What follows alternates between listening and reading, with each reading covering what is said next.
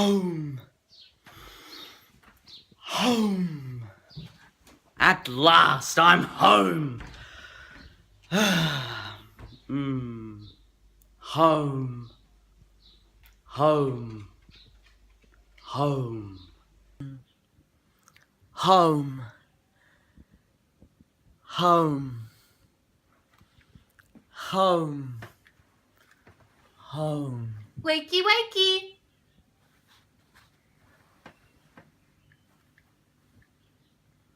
I'm not home, am I?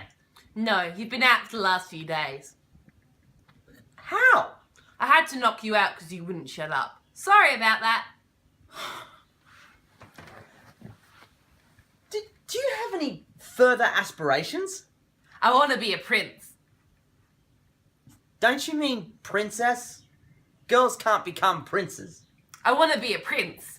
And speaking of which, that is the subject of our next review. Revolutionary Girl, Utena.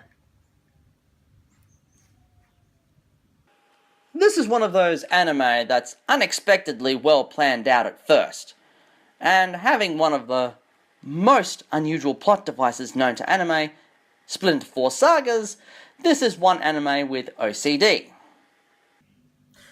So does that mean it's bad? Not necessarily. Let's check it out. This is Revolutionary Girl Utena.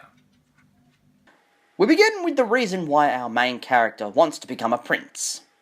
Cut to our main tomboy that is Utena, and the setting that is Otori Academy. The situation? Utena is engaged to Anthe, the Rose Bride. Welcome to the 21st century independent woman? Unfortunately, when you have something like Anthe, you're going to have rivalries. In Utena's case, it's the student council. 4 members hell-bent on Anthe becoming their Rose Bride. But all are defeated, and she becomes champion duelist. And that's only the beginning. It gets a lot more weirder than that. Do you want me to continue? Okay. Okay. Here's the next part. After defeating all of the council members, another obstacle appears, with the opening of the Mikage seminar. Presided by Soji Mikage, he wants to kill Anthe and install a boy, Mami Achida, as the Rose Bride. But his efforts are in vain because he can't defeat Utena. Raise your hand if you think high school was severely political back then as it is now.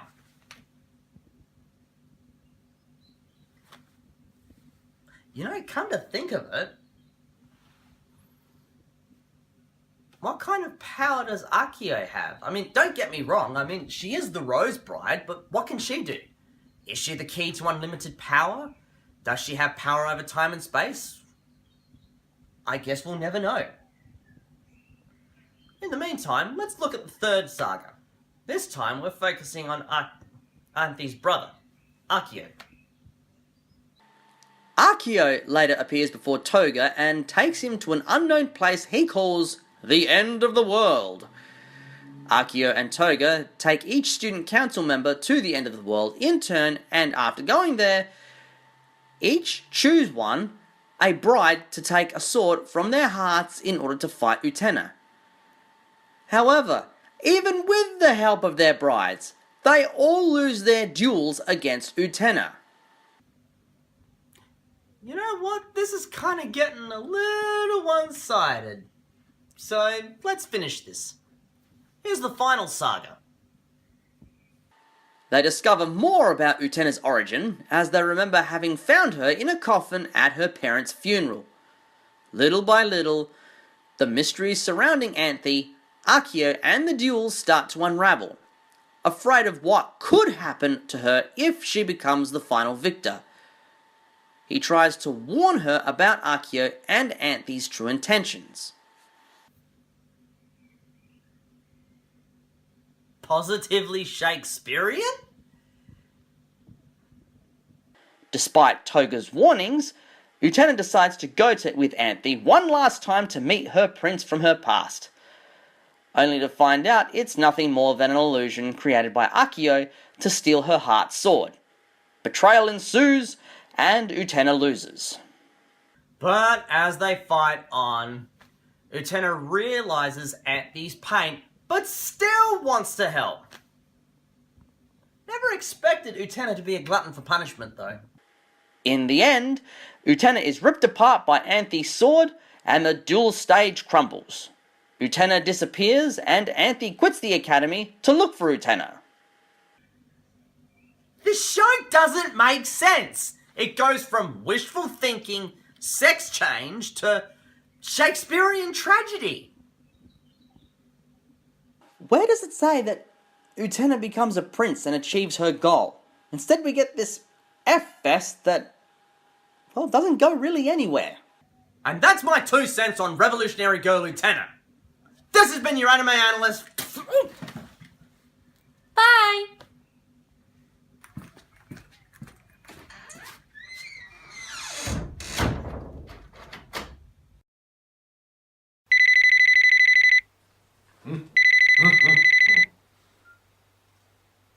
Hello?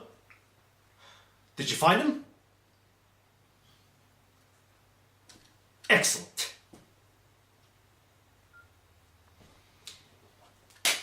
It's rescue time.